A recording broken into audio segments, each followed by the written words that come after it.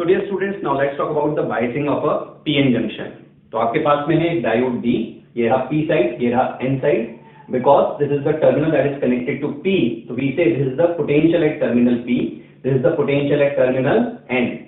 और अगर हम कहें कि P हाई पोटेंशियल पे है as compared to that of the N, तो हम कहेंगे डायोड होगा फॉरवर्ड बायस. अगर हम कहें कि P लो पोटेंशियल पे है as compared to N, तो हम कहेंगे डायोड इज रिवर्स बायस. और अगर हम कहें कि P और N दोनों ही सेम पोटेंशियल पे हैं, तो हम कहेंगे डायोड इज अनबायस. तो आप देख भी सकते हैं, हमने लिखा है if Vp minus Vn is greater than 0 forward bias, Vp minus Vn less than 0 reverse bias, and if Vp minus Vn equals to 0 then we can say it is unbias. तो स्टूडेंट्स आइए solve करते हैं next question. Next question कहता है which of the following represents the forward bias diode. और आपको यहाँ पे कुछ ऑप्शंस दिए गए हैं और आपको चेक करना है कि इन गिवन ऑप्शंस में से कौन सा डायोड फॉरवर्ड बायस है. हम जानते हैं कि अगर P is connected to high potential तो डायोड होता है फॉरवर्ड बायस, और अगर P कनेक्ट हो लो पोटेंशियल से तो डायोड होता है रिवर्स बायस. तो आइए चेक कर लेते हैं. This P is connected to low potential as compare to this potential, and that's why ये डायोड कैसा हो गया, रिवर्स बायस. दूसरे वाले ऑप्शन की बात करते हैं. यहां पर भी आप देख सकते हैं कि ये -2 वोल्ट है, ये +2 वोल्ट है. ऑब्वियसली ये लो पोटेंशियल है, ये हाई पोटेंशियल है. ये वाला डायोड कैसा हो गया, reverse bias. This P is connected to +3 volt, this is +5 volt. तो 3 वोल्ट 5 वोल्ट के रेस्पेक्ट में लो पोटेंशियल हो गया, this will be reverse bias. So obviously fourth is our answer, that is the forward bias diode. But let's check. आप देख सकते हैं कि P 0 वोल्ट से कनेक्टेड है और जो N है वो -2 वोल्ट से कनेक्टेड है. 0 -2 से बड़ा है, इसलिए हम कहेंगे कि फोर्थ वाला ऑप्शन ही हमारा आंसर है. So that's our answer, this diode is forward bias. तो डियर स्टूडेंट, अभी तक हम डायोड की बायसिंग के बारे में बात कर चुके हैं. हम ये जान चुके हैं कि डायोड की बायसिंग फॉरवर्ड बायस है या रिवर्स बायस है, कैसे पता लगाया जाए. हम ये भी जानते हैं कि अगर डायोड फॉरवर्ड बायस होता है तो लो रेजिस्टेंस ऑफर करता है, और अगर डायोड रिवर्स बायस हो तो हाई रेजिस्टेंस ऑफर करता है. Now that's about a normal PN diode. पर अगर बात की जाए एक आइडियल डायोड की, तो आइडियल केसेस में लो रेजिस्टेंस मतलब होता है जीरो रेजिस्टेंस, और हाई रेजिस्टेंस मतलब होता है infinite resistance. So if I talk about ideal diode and say that this is the diode, so in case of the forward बायस हम इसको शॉर्ट सर्किट से रिप्लेस कर देंगे, और in case of the reverse bias will replace it by open circuit. अब अगर आपसे ऐसा कोई पूछ ले कि बताइए what's the VI characteristics of the ideal diode, so for the case of the forward bias you will say the resistance will be 0. That simply means the slope will be is equals to infinite. तो आप जब graph बनाएंगे forward bias के लिए, तो you will draw a line perpendicular to voltage axis for the forward bias case.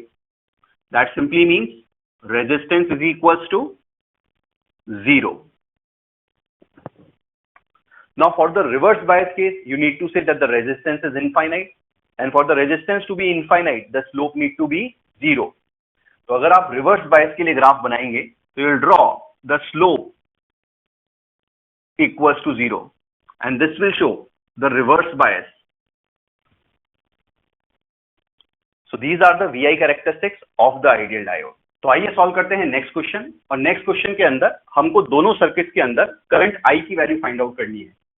तो जब भी इस तरह के केसेस हमको दिए जाते हैं, हमारा सबसे पहला टास्क होता है कि डायोड्स की बायसिंग को चेक किया जाए, क्योंकि हम जानते हैं कि जब भी डायोड्स को फॉरवर्ड बायस किया जाता है तो उसको शॉर्ट सर्किट से रिप्लेस कर दिया जाता है, और जब भी उसको रिवर्स बायस किया जाता है तो उसको ओपन सर्किट से रिप्लेस कर दिया जाता है. तो आइए चेक करते हैं कि इन दोनों डायोड्स की बायसिंग कैसी है. क्योंकि डायोड्स के P side positive terminal of the battery से कनेक्टेड है, हम कह सकते हैं कि दोनों ही डायोड्स फॉरवर्ड बायस हैं. अब क्योंकि दोनों डायोड्स फॉरवर्ड बायस है, हम इनको शॉर्ट सर्किट से रिप्लेस कर देंगे. क्योंकि ये दोनों डायोड्स शॉर्ट सर्किट हो गए हैं, हम कह सकते हैं कि इस सर्किट का जो इक्विवेलेंट रेजिस्टेंस है वो आएगा हमारे पास में 2 ओम. ऐसा इसलिए क्योंकि 4 और 4 ओम जब पैरेलल में होंगे तो इक्विवेलेंट रेजिस्टेंस निकल के आएगा 2 ओम. क्योंकि इस सर्किट का इक्विवेलेंट रेजिस्टेंस 2 ओम आ चुका है, हम कह सकते हैं जो I की वैल्यू निकल के आएगी that will be 8/2 and that is equal to 4 ampere. So that is our answer for the first case. अब आइए दूसरे केस के बारे में बात करते हैं। यहां पे हम देखते हैं कि इस वाले डायोड का जो पी साइड है वो तो पॉजिटिव टर्मिनल से कनेक्टेड है, इसलिए ऊपर वाला डायोड तो फॉरवर्ड बायस हो चुका है। पर क्योंकि जो नीचे वाला डायोड है उसका एन साइड पॉजिटिव टर्मिनल से कनेक्टेड है, इसलिए नीचे वाला डायोड रिवर्स बायस हो जाता है। हम ऊपर वाले डायोड को, क्योंकि वो फॉरवर्ड बायस है, उसको शॉर्ट सर्किट से रिप्लेस करते हैं और नीचे वाले डायोड को ओपन सर्किट से रिप्लेस कर देते हैं। और ऐसा करने पर हमको इस सर्किट के अंदर जो इक्विवेलेंट रेजिस्टेंस मिलता है वो सिर्फ और सिर्फ 4 ओम मिलता है। और अगर ऐसा है तो हम कह सकते हैं जो करंट की वैल्यू निकल के आएगी that will be 8/4 and that is equal to 2 ampere. So that is our answer. तो आइए सॉल्व करते हैं next question. And the next question says what is the value of the current I in the circuit. और यहां पे आपको circuit diagram दिखाया गया है। इस क्वेश्चन की खास बात यह है कि यहां पर जो डायोड्स मेंशन किए गए हैं वो रियल डायोड्स है। तो जब भी डायोड के ऊपर ये मेंशन कर दिया जाए कि वो सिलिकॉन का डायोड है या जर्मेनियम का डायोड है या उनका पोटेंशियल बैरियर बता दिया जाए, तो हम फॉरवर्ड बायस के केस में डायोड्स के टर्मिनल के अक्रॉस उनके पोटेंशियल बैरियर का ड्रॉप कंसिडर करते हैं। और रिवर्स बायस के केस में तो हम डायोड्स को ओपन सर्किट कर ही देते हैं। तो आइए चेक करते हैं कि कौन सा डायोड फॉरवर्ड बायस है और कौन सा रिवर्स। तो जैसे हम इस सर्किट को देखते हैं हमको पता लगता है कि सिलिकॉन वाला डायोड तो इस बैटरी की वजह से फॉरवर्ड बायस हो चुका है और जर्मेनियम वाला डायोड हो चुका है रिवर्स बायस। क्योंकि जर्मेनियम वाला डायोड रिवर्स बायस है, हम इसको ओपन सर्किट से रिप्लेस कर देते हैं। तो अब जो करंट आई की वैल्यू निकल के आएगी इस सर्किट के अंदर, हम कह सकते हैं कि current I can be said equals to V that is 2.7 minus जो पोटेंशियल बैरियर है इस सिलिकॉन का that is 0.7 divided by the resistance that is 1 kilo ohm. तो current comes out equals to 2 milli ampere and that is our answer. तो आइए solve करते हैं next question. Next question बहुत ही इंटरेस्टिंग सा क्वेश्चन है। यहाँ पे आप देखेंगे कि आपको दो रियल डायोड्स दिए, एक सिलिकॉन और जर्मेनियम। सिलिकॉन का पोटेंशियल बैरियर है 0.7, जर्मेनियम का पोटेंशियल बैरियर है 0.3 और आपको इस सर्किट के अंदर करंट आई की वैल्यू फाइंड आउट करनी है। अब क्योंकि दोनों ही डायोड्स रियल डायोड हैं और दोनों के दोनों डायोड्स इस केस के अंदर फॉरवर्ड बायस हैं, तो ये बात तो पक्की है कि दोनों डायोड्स लो रेजिस्टेंस ऑफर करेंगे। तो हमको ये पता लगाना था कि करंट आई क्या होगा। तो अगर बड़े ध्यान से देखा जाए तो जर्मेनियम का जो पोटेंशियल बैरियर होता है वो 0.3 होता है और जो सिलिकॉन का पोटेंशियल बैरियर होता है वो होता है 0.7। अगर हम इसको VI कैरेक्टरिस्टिक के हिसाब से समझें तो आप इसका VI कैरेक्टरिस्टिक कर्व कुछ इस तरह से प्लॉट करेंगे कि अगर ये V है और ये I है तो जर्मेनियम के लिए अगर ग्राफ ये है तो सिलिकॉन के लिए ग्राफ ये होगा। तो this is corresponding to germanium and this is corresponding to silicon. तो जर्मेनियम का जो पोटेंशियल बैरियर है वो तो है 0.3 और जो सिलिकॉन का पोटेंशियल बैरियर है दैट इज 0.7 वोल्ट। तो अगर इस ग्राफ को आप बड़े ध्यान से समझें तो हम कह सकते हैं कि जर्मेनियम वाला जो पीएन डायोड है वो 0.3 वोल्ट पे लो रेजिस्टेंस ऑफर करने लग जाएगा। बट एट दैट 0.3 वोल्ट जो सिलिकॉन वाला डायोड है वो अभी भी हाई रेजिस्टेंस ही ऑफर कर रहा है as compare to that of the germanium. That simply mean the whole of the current will flow through the germanium and hence अगर हम करंट की वैल्यू को फाइंड आउट करें तो हम कहेंगे कि I की वैल्यू आएगी 3 minus 0.3 divided by 3 and that will be is equals to 0.9 ampere and that is our answer. So now let's talk about the working of half wave rectifier. तो यहां पर आपको एक सर्किट दिखाया गया हाफ वेव रेक्टिफायर का, जहां पर एक AC वोल्टेज सोर्स को लोड रेजिस्टेंस से कनेक्ट किया है थ्रू पीएन डायोड। आप जानते हैं कि जो एसी सिग्नल होता है वो समय के साथ में अपनी पोलैरिटी को पॉजिटिव और नेगेटिव में बदलता है। तो हम कहते हैं कि समय के हिसाब से जब पहली बार इनपुट वोल्टेज पॉजिटिव होता है तो इस टर्मिनल को हायर पोटेंशियल पे और इस टर्मिनल को अपन लो पोटेंशियल पे डिनोट करते हैं। ऐसा करने की वजह से जो पी साइड होता है वो हायर पोटेंशियल से कनेक्टेड पाया जाता है और एन साइड लोअर पोटेंशियल से कनेक्टेड पाया जाता है। तो डायोड फॉरवर्ड बायस हो जाता है। जब डायोड फॉरवर्ड बायस होता है तो हम उसको रिप्लेस करते हैं शॉर्ट सर्किट से। तो अगर ये शॉर्ट सर्किट है तो ये सारा का सारा वोल्टेज इस लोड रेजिस्टेंस पे ड्रॉप हो जाता है। लोड रेजिस्टेंस वो जगह है जहां पे अपने को आउटपुट चाहिए था, तो आउटपुट वही आ जाता है जैसा कि हमने इनपुट दिया है। तो हम कह सकते हैं कि for positive half cycle output जो होगा वो एज इट इज इनपुट जैसा ही मिल जाता है। अब समय के साथ में यही इनपुट वोल्टेज नेगेटिव पोलैरिटी का हो जाता है। सो for the negative half cycle हम कह सकते हैं कि ये वाला टर्मिनल अब लो पोटेंशियल पे आ जाता है और ये टर्मिनल हो जाता है हाई पोटेंशियल पे। ऐसा करने की वजह से हमारा यही डायोड अब रिवर्स बायस हो जाता है। तो जब ये रिवर्स बायस होता है तो हम कहते हैं कि it is replaced by open circuit. That simply means it will not allow the current to flow through it. ऐसा होने की वजह से जो आउटपुट वोल्टेज आता है लोड रेजिस्टेंस पे दैट बिकम्स जीरो। तो हम कह सकते हैं नेगेटिव हाफ साइकिल के लिए हमको कोई आउटपुट नहीं मिलता है। आप देख सकते हैं कि हमने एक साइकिल के लिए आउटपुट प्लॉट कर लिया है।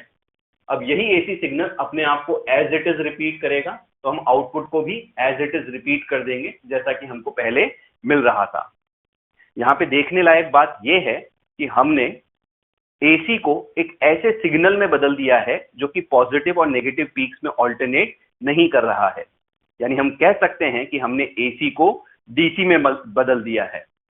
आप देख सकते हैं कि हमें एसी को डीसी में बदलते समय कुछ ऐसी साइकिल्स मिली जहां पे कोई आउटपुट ही नहीं मिल रहा था, या आप कह सकते हैं कि हमें सिर्फ हाफ साइकिल्स के लिए ही आउटपुट मिल रहा था। इसीलिए हम कहते हैं कि ऐसा circuit half wave rectifier circuit है। तो अभी तक हम हाफ वेव रेक्टिफायर के बारे में बात कर चुके थे। अब आइए बात करते हैं नेक्स्ट टॉपिक की, that is known as centre tap full wave rectifier. तो सबसे पहले ये बात समझते हैं कि इसको centre tap full wave rectifier क्यों कहा जाता है, why this word centre tap. तो अगर आप इस डायग्राम के अंदर देखेंगे, इस ट्रांसफार्मर की सेकेंडरी साइड पर अगर आप बड़े ध्यान से देखें तो आप देखेंगे कि हमने इस सेकेंडरी साइड को सेंटर में कनेक्ट किया है, सेंटर में टेप किया है। कहने का मतलब ये हुआ कि अगर मान लीजिए कि इस सेकेंडरी साइड पे 100 टर्न्स थे, तो जहां पर हमने सेंटर टेपिंग की है उससे ऊपर 50 टर्न्स हैं और उससे नीचे ही 50 टर्न्स हैं। That simply means we have done the tapping at the centre. तो इसीलिए इसका नाम पड़ जाता है सेंटर टेप रेक्टिफायर। अब यहाँ पे एक और बात समझने लायक वो ये है कि आप देख सकते हैं कि ये प्राइमरी वाइंडिंग है, ये है सेकेंडरी वाइंडिंग। और ये जो प्राइमरी और सेकेंडरी वाइंडिंग का जो टर्न रेशियो है, हम कह सकते हैं कि प्राइमरी इज टू सेकेंडरी का जो टर्न रेशियो है वो है 1:2।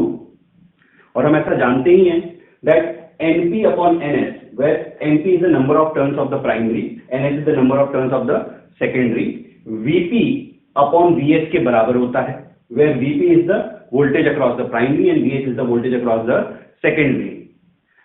अगर हम कहें कि NP upon NS की वैल्यू 1:2 है, तो अकॉर्डिंग टू दिस रिलेशन हम कह सकते हैं कि VS की वैल्यू 2 टाइम्स ऑफ VP होगी। और हम देख सकते हैं कि प्राइमरी के अक्रॉस जो वोल्टेज अप्लाई किया गया है वो है V input. That simply means हम कह सकते हैं कि सेकेंडरी के अक्रॉस जो वोल्टेज आएगा वो आएगा ट्वाइस ऑफ V इनपुट। क्योंकि हम सेकेंडरी के across twice of V input की बात कर रहे हैं और ये एक सेंटर टेप रेक्टिफायर है, इसीलिए V इनपुट अपर हाफ में आएगा और लोअर हाफ के अंदर भी V इनपुट आएगा। That sums up to twice of V input. अब आइए बात करते हैं इसकी वर्किंग की। तो जैसे कि हम जानते हैं कि इस डायग्राम के अंदर हमने यहाँ पे दिखाया terminal A, this is terminal B, और ये सेंटर पे जहां पे टेपिंग की दैट इज टर्मिनल C। हमने यहाँ पे इस डायग्राम के अंदर वेव फॉर्म दिखाई है और ये जो वेव फॉर्म है that is of the voltage at terminal A। तो अकॉर्डिंग टू द टाइम जब सबसे पहली बार वोल्टेज आता है, वोल्टेज एट A जब पॉजिटिव होता है, तो हम कह सकते हैं कि ये वाला टर्मिनल हाई पोटेंशियल पे, विद रेस्पेक्ट टू दिस ये लो पोटेंशियल पे, फिर ये हाई ये लो, तो ये प्लस ये माइनस, ये प्लस ये माइनस। जब ऐसा होगा कि ये हाई पोटेंशियल पे होगा और ये लो पोटेंशियल पे होगा, तो आप देख सकते हैं कि अगर ये हाई पोटेंशियल और ये लो पोटेंशियल, तो ये वाला डायोड D1 तो हो जाएगा फॉरवर्ड बायस, और ये जो D2 डायोड है वो हो जाएगा reverse bias. So first positive half cycle के लिए D1 फॉरवर्ड बायस होता है, D2 रिवर्स बायस होता है। और आप जानते हैं कि जब डायोड फॉरवर्ड बायस होता है, आइडियल केस के अंदर हम उसको शॉर्ट सर्किट से रिप्लेस कर देते हैं। तो जहां पे डायोड D1 था वहां पे हमने रिप्लेस कर दिया शॉर्ट सर्किट, और जहां पे डायोड D2 रिवर्स बायस हुआ है वो कैसा हो जाएगा, ओपन सर्किट। अब हम जानते हैं कि ये वाला सर्किट तो ओपन हो चुका है, तो ये कुछ भी कंडक्शन में पार्टिसिपेट नहीं करेगा। तो क्योंकि ऊपर वाला लूप ही कंडक्ट कर रहा है, हम कह सकते हैं कि ये वाला जो वोल्टेज V इन है ये अब सारा का सारा इस लोड रेजिस्टेंस पे ड्रॉप होगा और हम कह सकते हैं कि इस V0 की वैल्यू इस V इनपुट के बराबर आ जाएगी। यानी पॉजिटिव हाफ साइकिल में D1 के कंडक्ट करने के कारण हमको आउटपुट में V इनपुट देखने को मिला। इसीलिए हम कहते हैं कि जितना आउटपुट है वो उतना ही है जितना इनपुट था। अब आती है वोल्टेज एट ए नेगेटिव, यानी कि नेगेटिव हाफ साइकिल में जब वोल्टेज एट ए नेगेटिव होता है तो ये वाला टर्मिनल नेगेटिव और ये वाला टर्मिनल पॉजिटिव। तो अगर ये नेगेटिव तो ये पॉजिटिव, ये नेगेटिव तो ये पॉजिटिव। आप देख सकते हैं कि क्योंकि अभी ये हायर पोटेंशियल पे है, यहां वाला डायोड हो गया फॉरवर्ड बायस, तो उसको हमने रिप्लेस कर दिया है शॉर्ट सर्किट से, और यहां वाला डायोड हो गया है रिवर्स बायस, तो हमने उसको रिप्लेस कर दिया है ओपन सर्किट से। हम कह सकते हैं कि अब की बार अपर लूप कंडक्ट नहीं कर रहा है, तो हमको जो भी कंडक्शन मिलेगा, जो भी आउटपुट मिलेगा, वो सिर्फ और सिर्फ लोअर लूप के कारण मिलेगा। अब दिस इज द वोल्टेज जो कि हमको लोअर लूप में मिल रहा है। क्योंकि यहां पर कुछ ड्रॉप नहीं होगा तो ये सारा का सारा वोल्टेज ड्रॉप इस लोड रेजिस्टेंस के अक्रॉस होगा, तो हम कह सकते हैं कि ये जो V0 होगा इस बार V इनपुट की वजह से होगा। यानी हमको सेकेंड साइकिल में, यानी कि नेगेटिव हाफ साइकिल के अंदर भी उतना ही आउटपुट मिल जाएगा जितना पहली हाफ साइकिल में मिल रहा था।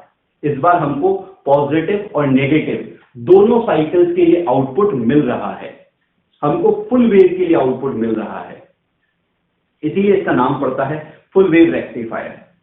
इंपॉर्टेंट बात यहां पे ये है कि आप देख सकते हैं कि दोनों ही केसेस में जो करंट का डायरेक्शन था इस लोड रेजिस्टेंस के अंदर वो Y से X था। जब ये लूप कंडक्ट किया तो भी करंट Y से X में ही एंटर हुआ, और जब ये लूप कंडक्ट किया तो भी करंट का डायरेक्शन Y से X ही है। क्योंकि दोनों ही केसेस में करंट एक ही डायरेक्शन में एंटर हो रहा है, इसीलिए हम आउटपुट को भी एक ही डायरेक्शन में प्लॉट करते हैं, और हम कहते हैं कि ये जो AC है ये DC में कन्वर्ट हो जाता है। आप देख सकते हैं कि एक साइकिल AC की कंप्लीट हो चुकी थी, जिसके लिए हमको ये आउटपुट मिला, एक बार D1 के कारण, एक बार D2 के कारण। अब जब इनपुट साइकिल वापस से एज इट इज रिपीट करेगी तो आउटपुट भी अपने आप को एज इट इज रिपीट करेगा, एक बार D1 के कारण, एक बार D2 के कारण। तो हम कह सकते हैं कि डायोड D1 और D2 ऑल्टरनेटिवली कंडक्ट करते हैं और हमको दोनों साइकिल्स के लिए आउटपुट मिलता है, इसीलिए हम कहते हैं कि यह है फुल वेव रेक्टिफायर। इसकी एफिशिएंसी हाफ वेव रेक्टिफायर के रेस्पेक्ट में जस्ट डबल होती है। So dear students, now let's talk about the working of full wave bridge rectifier. आप देख सकते हैं कि इस सर्किट में हमने एक AC वोल्टेज सोर्स को लोड रेजिस्टेंस से कनेक्ट किया है with the help of the PN diodes that are connected in the form of a bridge. That's why it is known as bridge rectifier circuit. अब आइए इसकी working के बारे में बात करते हैं। आप तो जानते ही हैं कि जो AC वोल्टेज सोर्स है वो अपने वोल्टेज की पोलैरिटी को पॉजिटिव और नेगेटिव पीक्स के अंदर ऑल्टरनेट करता है समय के हिसाब से। तो अगर हम कहें कि समय के हिसाब से पहली बार वोल्टेज पॉजिटिव था, तो हम कहेंगे कि ये वाला टर्मिनल हाई पोटेंशियल पे था और ये वाला टर्मिनल लो पोटेंशियल पे। ऐसा होने की वजह से हम कह सकते हैं कि जो डायोड D1 है वो हायर पोटेंशियल से कनेक्टेड है, इसलिए फॉरवर्ड बायस है। D4 क्योंकि इसका जो एन साइड है वो हाई पोटेंशियल से कनेक्टेड है, ये रिवर्स बायस है। सिमिलरली अगर आप ध्यान से देखें तो ये जो नेगेटिव है ये P साइड से कनेक्टेड है D2 के, तो D2 हो गया रिवर्स बायस, और जो N है D3 का वो कनेक्टेड है नेगेटिव पोटेंशियल से, यानी D3 हो गया forward bias. In other words आप कह सकते हैं कि पॉजिटिव हाफ साइकिल के लिए D1 और D3 फॉरवर्ड बायस हैं, पर D2 और D4 रिवर्स बायस है। क्योंकि ये दोनों रिवर्स बायस हैं, it will behave like open circuit, और क्योंकि ये दोनों फॉरवर्ड बायस हैं, it will behave like short circuit. तो करंट फ्लो करेगा हाई पोटेंशियल से लो पोटेंशियल की तरफ, और इसीलिए हम कहेंगे current will flow from positive terminal through D1, then it will enter into the load resistance, it will flow through D3 and it will reach the negative terminal.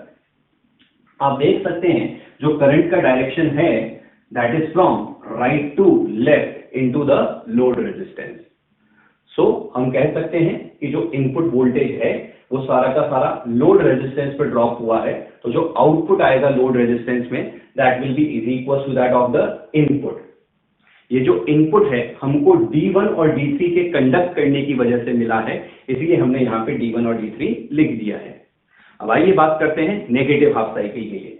तो अगर हम कहें कि वो वोल्टेज की पोलैरिटी है, अगर वो समय के हिसाब से नेगेटिव हो जाएगी, तो आप कहेंगे कि ये वाला टर्मिनल अब लो पोटेंशियल पे होगा और ये वाला टर्मिनल हाई पोटेंशियल पे। ऐसा होने की वजह से जो डायोड्स पिछली बार फॉरवर्ड बायस थे इस बार रिवर्स बायस हो जाएंगे, और जो डायोड्स रिवर्स बायस थे वो फॉरवर्ड बायस हो जाएंगे। दैट सिंपली मीन्स हम कह सकते हैं कि इस बार D1 और D3 तो ओपन सर्किट हो जाएंगे because it will be reverse bias, and D2 and D4 will be forward bias, तो उसको अपन रिप्लेस कर देंगे शॉर्ट सर्किट से। आप जानते हैं कि करंट फ्लो करता है हाई पोटेंशियल से लो पोटेंशियल, तो करंट चलेगा हाई पोटेंशियल से, then it will enter into D2, then through the load resistance and then through the D4 and then reach the negative terminal. आप देख सकते हैं कि इस बार भी जो करंट है वो लोड रेजिस्टेंस के अंदर राइट टू लेफ्ट ही फ्लो कर रहा है। दोनों केसेस के अंदर क्योंकि जो करंट का डायरेक्शन सेम है, इसलिए जो हम आउटपुट वोल्टेज है वो भी सेम डायरेक्शन में ही प्लॉट करेंगे। हम कह सकते हैं that whole of the input voltage will drop across the load resistance, and हम आउटपुट को इस बार नेगेटिव साइड पर न दिखा के पॉजिटिव साइड में दिखाएंगे। The reason being the current is flowing in the same direction in both the cases. आप देख सकते हैं कि एसी की एक साइकिल कंप्लीट हो चुकी है, इसके बाद में AC as it is repeat करेगा, तो हम कह सकते हैं कि आउटपुट भी एज इट इज रिपीट करेगा। Now you can see that we have converted the alternating voltage into a voltage that is not alternating between positive and negative peaks. That simply means we can say that we have converted AC into DC. So this is about the working of full wave bridge rectifier circuit. तो आइए discuss करते हैं some of the parameters related to rectifier. सबसे पहला term है pulse frequency, और pulse frequency में आपको इनपुट और आउटपुट के अंदर नंबर ऑफ पल्सेस को काउंट करना होता है। तो अगर मैं एसी सिग्नल को देखूं तो मेरे पास में यहाँ पे 4 पल्सेस हैं, 2 पॉजिटिव पल्सेस और 2 negative pulses. On the other hand अगर मैं हाफ वेव रेक्टिफायर से इसको पास कराता हूं तो हाफ वेव रेक्टिफायर का आउटपुट कुछ ऐसा आता है जहां पे मुझे सिर्फ और सिर्फ 2 ही पल्सेस दिखती हैं। कहने का मतलब ये हुआ कि अगर इनपुट पल्स फ्रीक्वेंसी n थी तो हाफ वेव रेक्टिफायर से पास कराने के बाद में पल्स फ्रीक्वेंसी हाफ हो जाती है, that becomes n/2। On the other hand अगर मैं इसी इनपुट को फुल वेव रेक्टिफायर से पास कराता तो मुझे वापस से उतनी ही पल्सेस मिल रही हैं जितनी इनपुट पे थी। दैट सिंपली मींस अगर इनपुट पल्स फ्रीक्वेंसी n है तो जो आउटपुट पल्स फ्रीक्वेंसी होगी वो भी n ही होगी in the full wave rectifier. अब बात करते हैं अपन नेक्स्ट टर्म की, दैट इज रिपल फ्रीक्वेंसी। तो जो रिपल फ्रीक्वेंसी होती है वहां पे हम कैलकुलेट करते हैं द नंबर ऑफ साइकिल, और साइकिल एक ऐसा पर्टिकुलर शेप होता है जो कि रेगुलर टाइम इंटरवल के बाद में रिपीट करे। फॉर एग्जाम्पल अगर ये एक एसी सिग्नल है तो इसकी एक साइकिल ये है, that simply means given time के अंदर हमको 2 साइकिल्स दी हैं इनपुट की। अगर इसी इनपुट को हमने हाफ वेव रेक्टिफायर से पास कराया तो जो हमको आउटपुट साइकिल मिल रही है वो ये मिल रही है, और गिवन टाइम के अंदर हमको 2 आउटपुट साइकिल्स मिल रही हैं। That simply means input cycle अगर n है तो आउटपुट साइकिल भी n ही मिल रही है। ऑन द अदर हैंड अगर मैं फुल वेव रेक्टिफायर के बारे में बात करूं तो आप देखेंगे कि अगर यहाँ पे 2 इनपुट साइकिल्स थी तो यहाँ पर आउटपुट के अंदर हमारे पास में 4 आउटपुट साइकिल्स आ रही हैं। कहने का मतलब ये हुआ कि अगर इनपुट फ्रीक्वेंसी n है तो output ripple frequency twice of n होगा। अब आइए बात करते हैं कुछ और पैरामीटर्स की। अब आइए बात करते हैं नेक्स्ट पैरामीटर की, दैट इज VRMS। तो VRMS की वैल्यू आती है हाफ वेव रेक्टिफायर के लिए V0/2, where V0 is the peak value, and for the full wave rectifier it comes out equals to V0/√2. And now the next parameter is VDC, or the average value or the mean value, whose value comes out equals to V0/pi for the half wave rectifier, and for the full wave rectifier it is 2V0/pi. तो ये कुछ parameters हैं जो कि हमको याद होनी चाहिए। ये पैरामीटर्स कई बार हमको न्यूमेरिकल्स के अंदर काम आते हैं। तो आइए सॉल्व करते हैं कुछ numericals based on the following parameters. Now let's solve the next question, and the next question says in a half wave rectifier the input signal is V equals to 220 sin omega t and load resistance is 2 kilo ohm, then the output DC current is। हमको इस half wave rectifier के अंदर DC current की value find out करनी है, और हम जानते हैं कि हाफ वेव रेक्टिफायर में जो DC वोल्टेज होता है उसकी वैल्यू होती है V0/pi। क्योंकि हमको यहाँ पे DC आउटपुट करंट निकालना है, हम कह सकते हैं that IDC can be written as VDC upon load resistance R। अब अगर हम VDC की वैल्यू को यहां से सब्स्टिट्यूट करें तो हम कह सकते हैं जो वैल्यू आएगी that will be V0 upon pi R. Now V0 is the peak value जो कि हमको इस क्वेश्चन के अंदर 220 गिवन है। तो substituting the value V0 equal to 220, this is pi. हमको लोड रेजिस्टेंस की वैल्यू क्वेश्चन के अंदर 2 किलो ओम दी गई है। अगर हम इस वैल्यू को सब्स्टिट्यूट करते हैं और इसको सॉल्व करते हैं तो we get the IDC equals to 35 milli ampere and that is our answer. Now let's talk about the next circuit that is capacitor filter. तो हम लोग जानते हैं कि जब भी हम AC सिग्नल को फुल वेव रेक्टिफायर सर्किट से पास कराते हैं तो जो हमको आउटपुट मिलता है वो कुछ ऐसा मिलता है। दैट सिंपली मीन्स हमको जो DC सिग्नल मिलता है वो इन द फॉर्म ऑफ पल्सेस मिलता है। इस तरह के DC को पल्सेटिंग DC कहा जाता है। और ऐसा DC जहां पर वोल्टेज समय के साथ में वेरी कर रहा है, हम कह सकते हैं कि एक ऐसा DC है जो कि AC और DC कंपोनेंट्स के सुपरपोजिशन की वजह से मिलता है। अब इन्हीं सिग्नल्स में से अगर हमको DC कंपोनेंट्स को ऑब्टेन करना है तो ऐसा करने के लिए हम रेक्टिफायर सर्किट के बाद में कैपेसिटर फिल्टर को लगाते हैं बिफोर द लोड रेजिस्टेंस। अब ऐसे सर्किट के अंदर जब AC और DC कंपोनेंट्स को पास कराया जाता है तो क्योंकि कैपेसिटर AC सिग्नल को बहुत ही लो रिएक्टेंस ऑफर करता है, ये सारे के सारे AC कंपोनेंट्स को बाईपास कर देता है और जो बचा हुआ सिग्नल होता है that is the DC component, वो सारा का सारा लोड रेजिस्टेंस पे अपीयर करता है। इसीलिए हमको आउटपुट में ऑलमोस्ट कांस्टेंट DC मिल जाता है। इस तरह से फिल्टर सर्किट की मदद से हम AC कंपोनेंट्स को फिल्टर आउट करके लोड रेजिस्टेंस पे constant DC like voltage obtain कर लेते हैं। That is all about filter circuit.